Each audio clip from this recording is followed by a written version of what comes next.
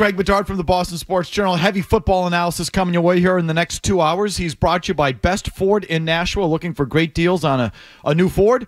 Go to the Best Ford in Nashua, on the web at thebestford.com. Gerard Mayo there talking about getting responses from his players. Did Gerard Mayo get a response from his player in Sunday's win over the New York Jets? He did, but, not. I wouldn't say it was an emphatic answer. I mean, look, by his own definition, which we know was Bill Belichick's definition on how to play tough football, it's run the ball. Their backs ran it for 2 yards a carry. Defend the run. The first 3 Jets runs of the game went for 8, 9, and 16 yards. Which is why they were smart to keep throwing it. And the first punt return of the game, they allowed 40 yards.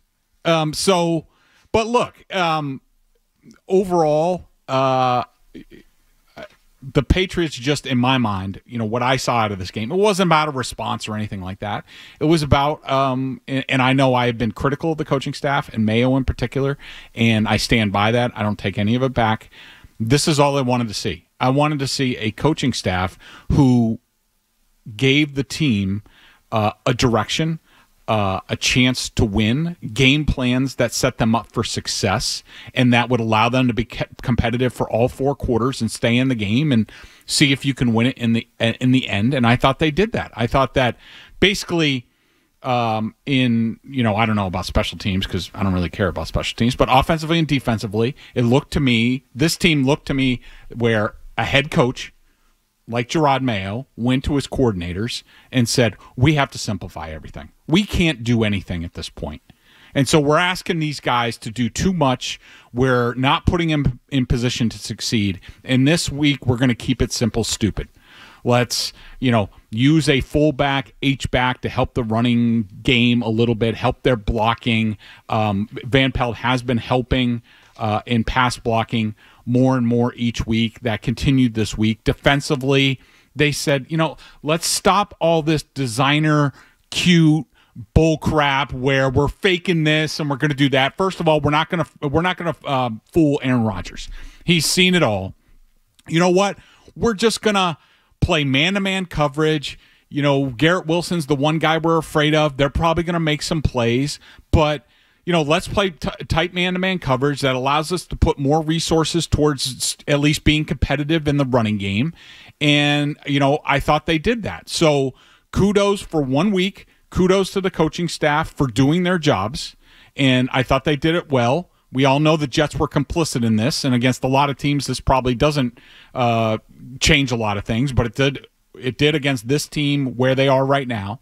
But good job getting things back on track. Now let's see you do it week after week after week, and then we might be building towards something. Do you think this justifies your feelings, and I shared them, about it was okay to expect the team to play better or, and that translate to the scoreboard as well?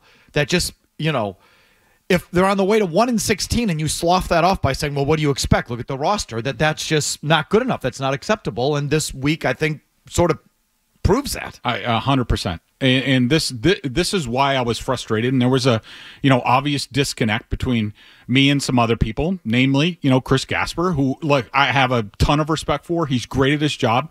I mean, we both have different jobs. He's a columnist.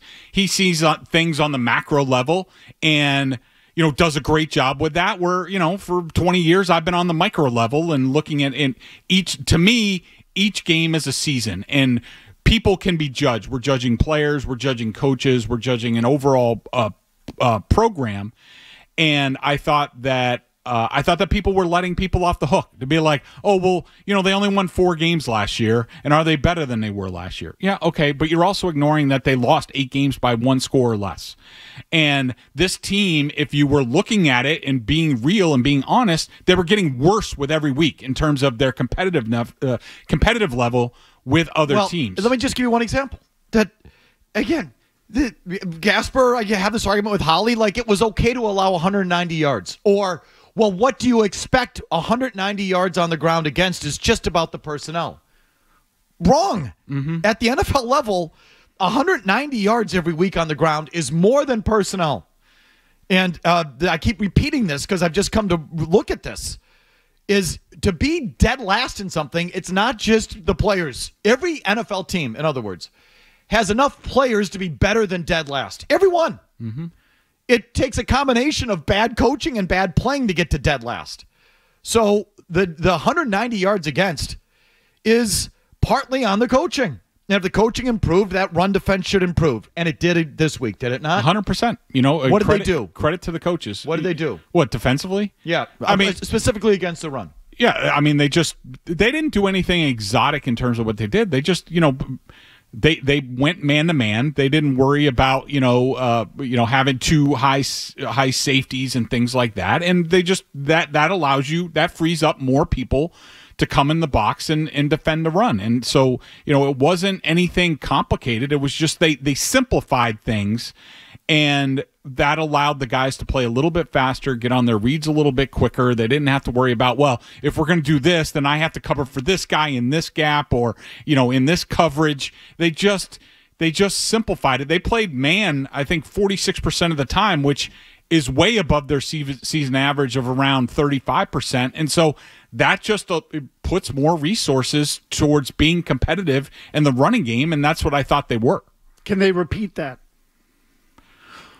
I don't know. I mean, against the Titans, maybe. I mean, they're as a pathetic coaching outfit as the Jets are at this point, and but we'll have to see. I mean, a lot of it depends on, are you afraid of the quarterback and the receivers? Because there are some games where you're just like, we can't man up these guys. We're going to get killed. I don't think there are that many teams in the league that's the case. So, you could try and look ahead and look at this matchup and that matchup, but don't we know by now that's kind of a mistake? You can't predict what any Sunday is going to bring, that some team just doesn't show, or some opponent has a bad game plan, or whatever. They're not ready. There's some combination thereof, and there's a game to be won on Sunday that you never would have predicted. No one predicted week one. No one predicted this Sunday. Both those opponents gave you a winnable game, and that's happened more than you probably would have realized this year. Mm-hmm. Seattle did that for you. Miami did that for you.